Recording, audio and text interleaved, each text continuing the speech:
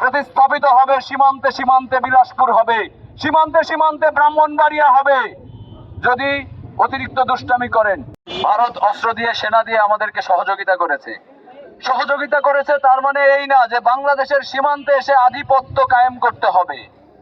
সহযোগিতা করেছে তার মানে এই না এখানে সাংস্কৃতিক আগ্রাসন, সামাজিক আগ্রাসন, রাজনৈতিক আগ্রাসন, অর্থনৈতিক আগ্রাসন চালাবে।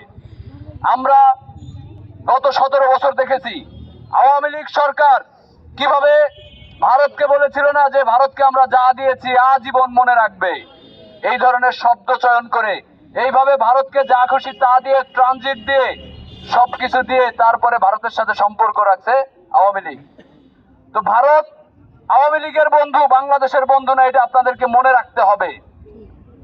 ভারত প্রতিনিয়ত সীমান্তে মানুষ হত্যা করে। এই যে হাদিকে হত্যা করেছে, হত্যা করে ভারতে পালিয়ে গেছে, ভারত সরকার বলছে তাকে ফেরত দিবে না।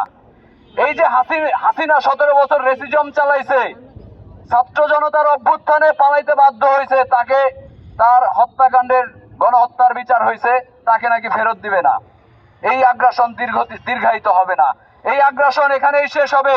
এই 24-এর অভ্যুত্থানকারীরা, এই যে জেনারেশন জেড, এরাই ভারতকে প্রতিহত করবে। আপনারা জানেন আশেপাশের কোন দেশ, অর্থাৎ ভারতীয় সীমান্তে যতগুলো দেশ আছে, কোন রাষ্ট্রই ভারতের বন্ধু না। অর্থাৎ ভারতের বন্ধু পৃথিবীর কোন দেশ হইতে পারে না।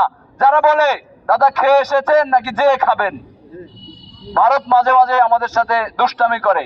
তো আমরা স্পষ্ট করে বলে দিতে চাই, আপনারা দুষ্টামি করবেন, আমরা ব্রাহ্মণবাড়িয়াকে আপনাদের জন্য রেডি রাখবো, আমরা প্রয়োজনে বিলাসপুরকে আপনাদের জন্য রেডি রাখবো। প্রতিস্থাপিত হবে সীমান্তে সীমান্তে বিলাসপুর হবে, সীমান্তে সীমান্তে ব্রাহ্মণবাড়িয়া হবে যদি অতিরিক্ত দুষ্টামি করেন।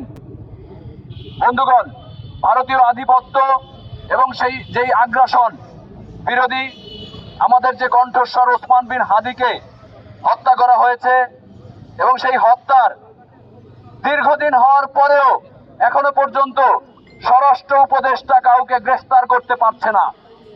এই যে অথর্ব স্বরাষ্ট্র উপদেষ্টা, তাকে অনতিবিলম্বে তার চেয়ার থেকে সরে যেতে হবে, পদত্যাগ করতে হবে, নয়তো ছাত্র জনতা ধরলে এই দেশ থেকে পালানোর সে সুযোগ পাবে না। আপনারা এর মধ্যে নির্বাচন কমিশনের একটি বক্তব্য শুনেছিলেন, আমরা সেটি নিয়ে কথা বলছি। আপনারা দেখেন নির্বাচন কমিশনার বলেছে যে নির্বাচনমুখী যাত্রায় এরকম দুই একটা বিচ্ছিন্ন ঘটনা ঘটে। ওসমান হাদির ঘটনাকে, এই যে গুলি করা, সন্ত্রাসীরা গুলি করছে, এটিকে বিচ্ছিন্ন ঘটনা বলছে। ওই নির্বাচন কমিশন মানে কিভাবে বৈধতা থাকে তার এখনো পর্যন্ত বহাল থাকার, এটি প্রশ্ন, আপনাদের কাছে প্রশ্ন। এখনো পর্যন্ত তাকে লাথি মেরে বের করে দেয় কমিশন, মানে কিভাবে বৈধতা থাকে তার এখনো পর্যন্ত বহাল থাকার, এটি প্রশ্ন, আপনাদের কাছে প্রশ্ন। এখনো পর্যন্ত তাকে লাথি মেরে বের করে দেওয়া হয় না কেন? আমরা আরো বলতে চাই, এই যে প্রার্থীদের একজন প্রার্থীকে সে নিরাপত্তা দিতে পারছে না, সারা বাংলাদেশে অসংখ্য প্রার্থী আছে, প্রত্যেক দলের একজন করে হলে 54টা দল। আপনারা সংখ্যায় হিসাব করেন কতগুলো প্রার্থী আছে, এদের নিরাপত্তা সে কিভাবে দিবে? সুতরাং যেই নির্বাচন কমিশন প্রার্থীদের নিরাপত্তা দিতে পারে না, যেই স্বরাষ্ট্র উপদেষ্টা জনগণের নিরাপত্তা দিতে পারে না, তাদের ক্ষমতায় থাকার কোনো বৈধতা নাই। আমরা মনে করি এখনই এই মুহূর্তে তাদের পদত্যাগ করা উচিত। তারা যদি না করে সেইটার ব্যবস্থা ছাত্র জনতা করবে।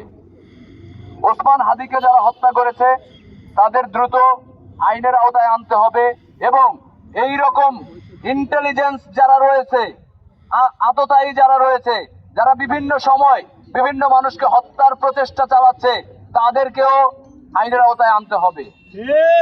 আপনারা জানেন অনেকে অনেক সময় বলে ইমরান নাজির এমনি ঘুরতাছো, যে কোনো সময় তো শুট খাওয়া যাবে গা, যে কোনো সময় তো তোমার মাথায় গুলি লাগতে পারে। আমাদেরকে সিকিউরিটি কনসার্ন শেখানোর দরকার নাই, কারণ আমরা গুলির মুখ থেকে ফিরে আসছি। আমরা জানি মরতে, আমরা মরবো এবং রাস্তায় মরবো, ঠিক আছে? তবুও ভারতের বিরুদ্ধে, এই যে আওয়ামী ফ্যাসিজমের বিরুদ্ধে এবং বাংলাদেশে সাম্য, মানবিক মর্যাদা এবং সামাজিক সুবিচার প্রতিষ্ঠায় আমরা লড়াই করে যাব।